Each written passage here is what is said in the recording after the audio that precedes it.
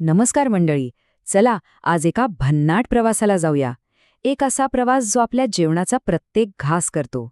ऐकायला विचित्र वाटतंय हो ना, पण हा काही साधासुधा प्रवास नाहीये, तर आपल्याच शरीरात घडणाऱ्या एका अद्भुत चमत्काराची गोष्ट आहे. मग तयार आहात? चला सुरुवात करूया. हा प्रश्न खूपच सोपा वाटतो नाही का, पण थांबा, याचं उत्तर आपल्या शरीरातल्या एका फारच गुंतागुंतीच्या पण तितक्याच रंजक प्रक्रियेमध्ये लपलेलं आहे. आज आपण बरोबर त्याच रहस्याचा पडदा उचलणार आहोत. अगदी सोप्या शब्दांत सांगायचं झालं तर पचन म्हणजे काय, तर हे म्हणजे अन्नाचं ऊर्जेमध्ये होणारं रूपांतर. विचार करा, आपण जो वरण भाताचा घास खातो किंवा पोळी भाजी खातो, त्याला आपलं शरीर अक्षरशः शक्तीमध्ये बदलतं. कमाल आहे नाही का? आता कदाचित आश्चर्य वाटेल, पण हा जो अख्खा गुंतागुंतीचा प्रवास आहे ना, तो फक्त या 3 साध्या पण सगळ्यात महत्त्वाच्या गोष्टींसाठी असतो.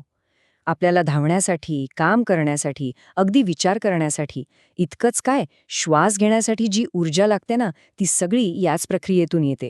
चला तर मग, हा आहे आपल्या आजच्या प्रवासाचा नकाशा, आपला रोडमॅप.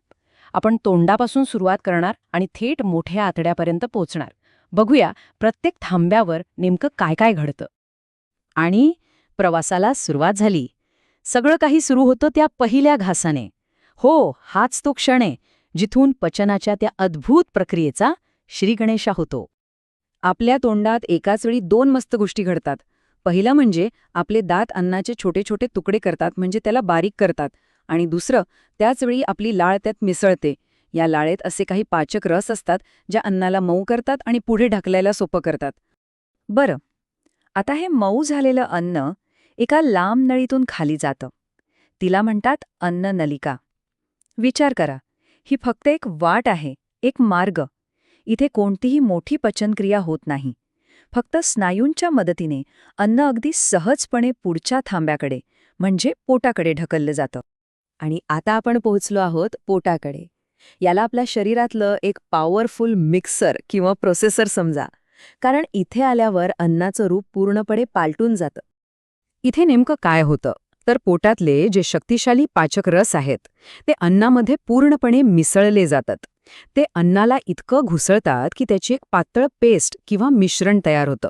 म्हणजे पुढच्या प्रवासासाठी अन्नाला इथे तयार केलं जातं. थोडक्यात सांगायचं तर अन्नाचे आणखी बारीक तुकडे इथे होतात. पोटातलं काम झालं की अन्न पुढे सरकतं, लहान आतड्यात. आणि या जागेला आपण पोषक तत्वांचा सुपर हायवे असंही म्हणू शकतो. का? कारण शरीराला लागणाऱ्या सगळ्यात चांगल्या आणि महत्त्वाच्या गोष्टी इथेच शोषून घेतल्या जातात. आता बघा, ही 2 आतडी आहेत, पण दोघांची कामं वेगवेगळी आहेत.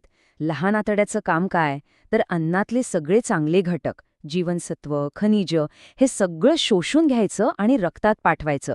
आणि मोठं आतडं काय करतं, तर जो काही कचरा उरलाय त्यातून फक्त पाणी शोषण घेतं. किती सोपं आहे. आणि हेच हेच लहान आतड्याचं सगळ्यात महत्त्वाचं, म्हणजे नंबर 1चं काम आहे. आपल्या शरीराच्या प्रत्येक भागाला, प्रत्येक पेशीला पोषक तत्व पाठवण्याचं मुख्य काम इथेच होतं. खरं तर याला आपल्या शरीराचं ऊर्जा केंद्र म्हटलं तरी काही चुकीचं ठरणार नाही. चला, आता आपण या प्रवासाच्या जवळजवळ शेवटच्या टप्प्यात आलो आहोत. आता शरीर ठरवतं की जे काही उरलंय त्याचं पुढे काय करायचं. सगळी पोषक तत्व आणि पाणी शोषून घेतल्यानंतर जो भाग उरतो, जो आता शरीरासाठी निरुपयोगी आहे, तो गुदद्वारातून शरीराबाहेर टाकला जातो. आणि इथेच अन्नाचा आपल्या शरीरातला तो लांबचक प्रवास संपतो. तर मग या सगळ्या प्रवासातून काय शिकायला मिळालं? आपली पचनसंस्था ही खरंच एका अद्भुत कारखान्यासारखी आहे. ती अन्नाचे योग्य तुकडे करते, आपल्या शरीराला ऊर्जा पुरवते आणि आपल्याला एकदम निरोगी ठेवते. खरंच ही प्रक्रिया अविश्वसनीय आहे. आता हा सगळा प्रवास समजून घेतल्यावर एक प्रश्न नक्कीच मनात येतो. आपली पचनसंस्था खरं तर एका अविश्वसनीय इंजिनसारखी आहे, नाही का? मग प्रश्न हा आहे की आज आपण या इंजिनसाठी कोणतं इंधन निवडणार आहोत? यावर नक्की विचार व्हायला हवा.